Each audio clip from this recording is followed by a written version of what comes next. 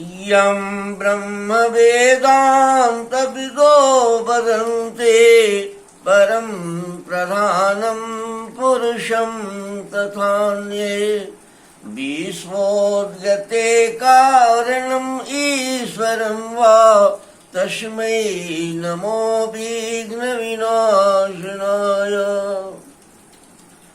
हे गणपति देवता, आप जगत के उद्भव के देवता हैं। आप प्रकृति चक्र में पेड़ पौधों के चक्र, जीवन चक्र और जीव जंतुओं के जीवन चक्र को संभालने के में विवेक के रूप में कार्य करते हैं। आपकी स्थिति पूरे चेतनता में है। आप कॉन्शसनेस हैं, आप समझ बूझ हैं। मनुष्य को के भीतर भी जन्मजात समझ हो जाती है, संवेदना आती है, वाणी आता है और उसको व्यक्त करने की क्षमता मिली हुई है। आप इस सब के नियंत्रक, सब के संचालक हैं। नित्य नवीन, प्रतिक्षण परिवर्तित होने वाला, वर्तमान को भूत में, सृष्टि को विस्तारित करते हुए, परिष्कृत करते हुए आगे बढ़ने की क्रिया कितने दिनों से हो रही है मनुष्य को तो पता नहीं है, लेकिन वैज्ञानिकों ने कोई अरब की बात कहा, कोई खरब की बात कहा, कोई करोड़ की बात कहा, मुकम्मल बात नहीं कहा कि कब से ये मनुष्य धरती पर आया है और कब से ये आपकी क्रियाएं चल रही है। आप विवेक के देवता हैं। वेद ने आपको माना है कि 36 तत्वों में एक हैं और आपके विवेक से ही जगत की सृष्टि की सारी रचना होती है। माता ने आपको सृष्टि की संचालन में नियुक्त किया है, इसलिए माता अपने सोल के रूप में हमारे पास रहती है, लेकिन आप के ही अधीन, आपके अधीन ही सारे कार्यक्रम संपादित करके और जीव का हमारा सारी क्रियाकलाप करवाती रहती है। आप यहाँ हमारे अंदर रह के भी सारी क्रिया हमारा संपन्न करते हैं, जगत की सारी क्रिया संपन्न करते हैं। सूक्ष्म स्थूल दोनों पर आपका समान रूप से कार्य हो रहा है। ऐसी परिस्थिति में आपकी भूमिका बहुत ही अहम हो जाती है। अगर हमें कोई कमी आ जाती है, हम चेतनता में हमारे में कुछ कमी आ गई है, तो थोड़ा सा आपसे निवेदन करना ही है कि आप थोड़ा सा ऐसा करें, ऐसा कुछ उपाय कर दें कि जिसमें मनुष्य में चेतनता आ जाए और वह अपने स्वास्थ्य के प्रति, अपने स्वास्थ्य के प्रति, अपने समाज के स्वास्थ्य के प्रति, अपने विस्तारित बाल बच्चों परिवार के स्वास्थ्य के प्रति वो चिंतनशील हो जाए, क्रियाशील हो जाए और अपना कर्तव्य समझे। यह भी समझने की आदत डाले कि क्या हानि हितकारी है, क्या अहितकारी है। हमने जब जानबूझकर प्रकृति के अंतर्गत खान पान की व्यवस्था अपने हाथ में लिया है, तो यह खान पान हमारे लिए कितना उपयोगी है, इस पर भी विचार करें। आज का मनुष्य उस पर भी विचार नहीं करता है। इसलिए हे गणपति देवता, आपसे प्रार्थना है कि इस कड़ी में भी, इस क्षेत्र में भी थोड़ा सा आप मदद करें और जीव को बुद्धिशील बनाएं, चेतनता प्रदान करें। मैं श्याम बिहारी तिवारी वेद और आयुर्वेद का उपासक हूँ। जिस तरह से मुझे प्रेरणाएं मिलती है, उस तरह से मैं आप सबके सामने इस कार्यक्रम को प्रस्तुत करता हूँ। हर बात में इस बात का भाव रहता है कि आप अपने अनुभूत खान पान, अनुभूत आहार विहार के लिए सोचें, अनुभूत आहार विहार के प्रति आप दिलचस्पी लें विज्ञान तो अनुभूत आहार पर चर्चा करती है। इंटरनेट से आप देखेंगे कि जिन जिन बातों को आपने सड़ा गला मान लिया, जिन जिन बातों को बहुत मेहनत करके और रोका गया था प्राचीन अनुभूत ज्ञान में, वे सारे ज्ञान आज वैज्ञानिक कहते हैं कि सभी ज्ञान बड़े ही सुंदर और बड़े ही उपयोगी है।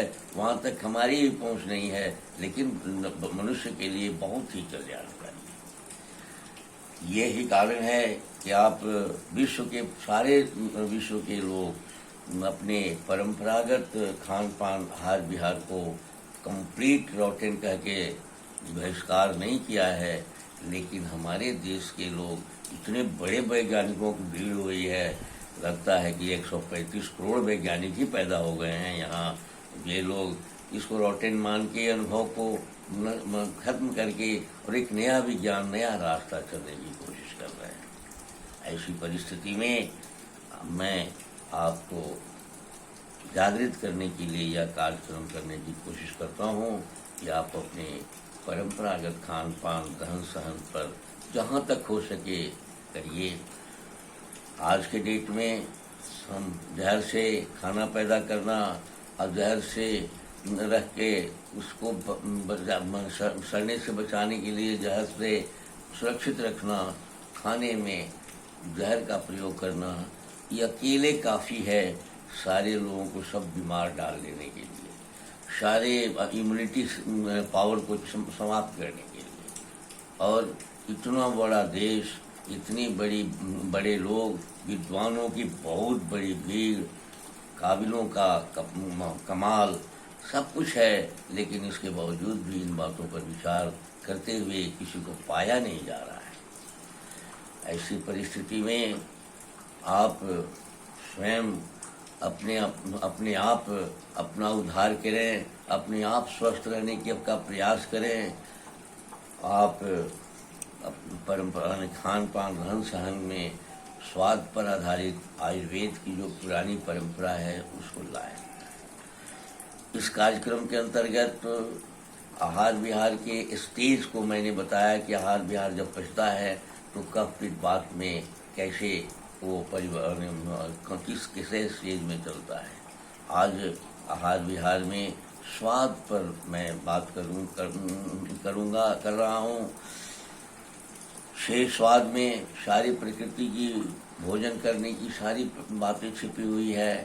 शेष स्वाद में मधुर, नमकीन, अम्ल, कटु, तिक्त और काशाय, ये स्वाद के जो पदार्थ है, ये मधुर से हमारा पूरा तन बनता है और हम सारी व्यवस्थाएं बनती है। पृथ्वी और जल तत्व से इसका निर्माण होता है और मधुर पदार्थ से ही हमारा स्थूल शरीर बनता है। ये मधुर पदार्थ बनाता कौन है? तो मिठास लिए हुए पदार्थ बनाता है, यानी मीठे पदार्थ हमारे तन को बनाते हैं। तो मीठे पदार्थ जब हम खाते हैं तो वो बहुत जल्दी पच जाता है। इसलिए खाने में हमको पहले मीठे पदार्थ की ही आवश्यकता भी है और हमें प्रयोग भी करना चाहिए। अगर आपके खाने में मिठास लिए हुए अगर मिठाई है, स्वीट है, चीनी मानी गुड़ इत्यादि का कोई सामान है तो सबसे पहले खा लेना चाहिए। अब चूंकि वो बहुत जल्दी पच जाता है और जब वो पच जाता है तो माने आपके लिए उपयोगी हो जाता है।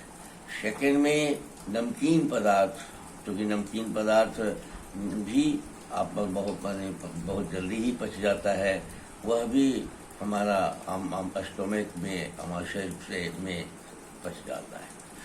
अब जब हम मधुर पदार्थ भरपेट भोजन करने के बाद अगर ले लेते हैं तो सारे पचने की क्रिया बिगड़ जाती है। हम मधुर पदार्थ को सबसे पहले अगर खा लेते हैं तो हमारी पाचन प्रक्रिया ठीक रहती है, हमें बीमार नहीं होने देती है। लेकिन खाने के बाद पूरा ले लेंगे, मधुर पदार्थ ले लेंगे, भरपेट भोजन के बाद अगर लास्ट में मीठा खाएंगे, जो अभी बहुत सारी जगह आदत देखी जाती है खाने के बाद मिठाई खाने का, तो वो हमेशा हानिकर है, वो हमेशा बीमार डालने वाला है। नमकीन पदार्थ भी पच जाता है बहुत आसानी से। अब हमारे जो खट्टे पदार्थ होते हैं अम्ल जिसको कहते हैं, वह अग्नि का सूचक है और वह छोटी आंत में जाकर पचता है। मतलब अम्ल यानी और जो कटु पदार्थ है वो हमारे बड़ी आंत में जाकर पचता है। माने बड़ी आंत में कटु पदार्थ पड़ता है, यद्यपि कि कटु पूर्ण रूप से अग्नि है। मिर्चा और गोलकी इत्यादि का के स्वाद को हम कटु कहते हैं, लेकिन इसका पाचन होता है हमारे बड़ी आंत में। बड़ी आंत में हमारे सारे भोजन का लास्ट पाचन होता है। उसी जगह से चूषण भी होता है, परिसर पूरे शरीर में भी जाता है। तो ये कटु पदार्थ हमारा वहाँ से पचकर शरीर में अवशोषित होकर और फिर पित्त के रूप में बनने की प्रक्रिया में वो आता है, तो कटु पदार्थ वहाँ पड़ता है। अब कटु के बाद माने तिक्त और काशाय की बात रह जाती है। तो तिक्त और काशाय सबसे अंत में पचते हैं। काशाय हमारे शरीर को बनाने वाला में से पूरे शरीर के कम्पैक्टनेस को देता है। आज का काशाय की खाने की परंपरा भी घट गई है, लेकिन ये सबसे अंत में पचता है। इसलिए काशाय पदार्थ अगर खाने की आवश्यकता पड़े, अगर भोजन में काशाय पदार्थ हो और तिक्त पदार्थ भी हो, तो उसको भी पहले ही मधुर के बाद, नमकीन के बाद उसी को खा लेना चाहिए कटु के साथ। अब काशाय पदार्थों में हमारे सलाद इत्यादि भी आते हैं। यानी जो सलाद खाने की जो परंपरा है, उस सलाद में वो खाने की जो जगह है, वो खाना जब आधा से अधिक खाना यानी आप खा लें तो आप सलाद का प्रयोग करें। अगर अन्यथा फिर पाचन में आपको गड़बड़ी हो जाएगी। तरह तरह के गैस, मंदता समझ माने और घुमरी, मूर्छा, इस सारे रोगों से आप बचेंगे। तिक्त पदार्थ के साथ हम एक ऐसा है कि तिक्त पदार्थ बनाने वाला है वायु का, वायु से वायु का वो प्रवर्तक है, बनाने वाला है। यानी विकृत वायु हमारा बीमार भी डालता है, कमजोर वायु बीमार भी डालता है, और वही हमारा कलाकार है, वही हमारे व्यवस्था को बनाता है। तो ये तिक्त पदार्थ कभी कभी देखा गया है, या हमेशा अगर थोड़ा मात्रा में खाने के पहले या खाने के साथ लिया जाए तो भूख की वृद्धि कराता है, और ये तिक्त पदार्थ रोग को भी मिटाता है। इसलिए तिक्त पदार्थ का सेवन थोड़ा सा किया जा सकता है। काशाय पदार्थ हमेशा ध्यान में रखना है कि मधुर कटु से के पहले ही उसको भी खा लिया जाए, अन्यथा वो पचने में परेशानी देता है। लेकिन अगर थोड़ा मात्रा में, जैसे कि चाय का प्रयोग करते हैं लोग, जड़ी बूटी का कुछ काढ़ा पीने की परंपरा रहती है, ये सब खाने के बाद भी अगर पिया जाता है तो हमारे पाचन की जो लास्ट में जो चीज़ की पाचन होती है, तो ये लास्ट में पच के और ये हमारे शरीर के लिए उपयोगी हो जाता है, रोग रहित बनाता है, बहुत सारे रोगों को होने से हम रोकता है। इस तरह से हमारे खाने का अगर परंपरा हम अगर डालें तो बीमार नहीं होंगे। सिर्फ थोड़ी सी सावधानी बरतेंगे तो पेट में बहुत सारा गैस, वायु, आज के डेट में सभी आदमी तक समझता है कि हमको गैस्ट्रिक हो गया है, बड़ी आंत को संभाल के हम नहीं रख पाते हैं, जिसके चलते शरीर भी हमारा बढ़िया से नहीं बनता है और स्थूल शरीर होते जाता है, या शरीर नहीं बनता है तो कृशकाय हो जाता है। ऐसी स्थिति में हमें ये क्रम जारी रखना चाहिए कि पहले मधुर, साथ उसके बाद नमकीन, उसके बाद में फिर अम्ल, उसके बाद में कटु, तिक्त काशाय। अभी सब में हमारे यहाँ तो सब में मिला के ही चलता है, लेकिन जब मधुर इत्यादि रहे, काशाय इत्यादि रहे, तो पहले खाने की कोशिश कर लेना चाहिए, और तब जाके इसके हमारी पाचन प्रक्रिया ठीक रहेगी, शरीर बनेगा भी ठीक, और हमारे जो वात पित्त का भी ठीक से बनेंगे, हमारे शरीर की ऊर्जा भी ठीक से बनेगी, और सब कुछ ठीक से बनेगा। इसी के साथ मैं आज का यह कार्यक्रम आपको सौंप रहा हूँ। आप धन्यवाद।